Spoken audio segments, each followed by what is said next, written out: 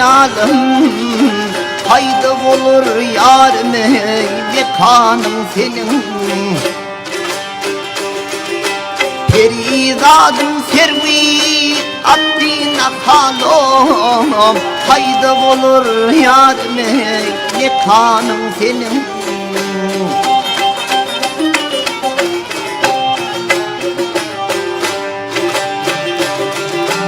Beni sordum şanlı ey şanlıydım, Eren'in bağında mekanım benim.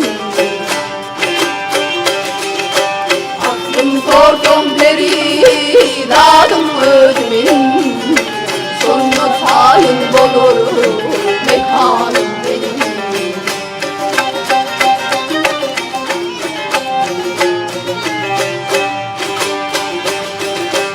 Olur başta Tanrı canım almadı, acıl yetip peymanım dolmadı.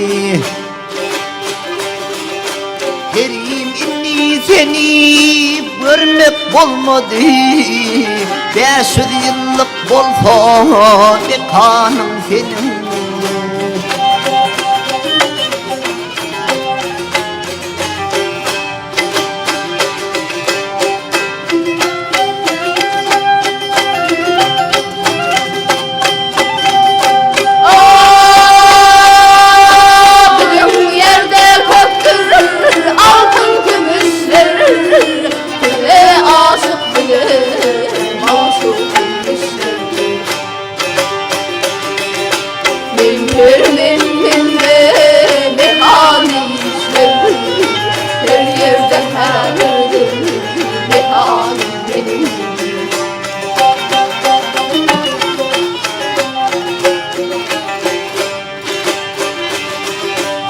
Adım Hemra Husrovu şanım oğlumen, senin için sinaları dağlımen.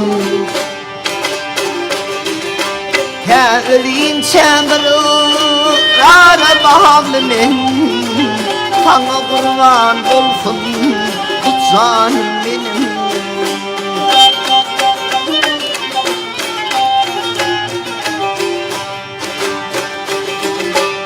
Adım zehir lokmadır şahrudum beni, Peridat elleri tanıtam beni. Sen takmasam izler yar kaparın beni, Sana kurban olsun bu canım benim.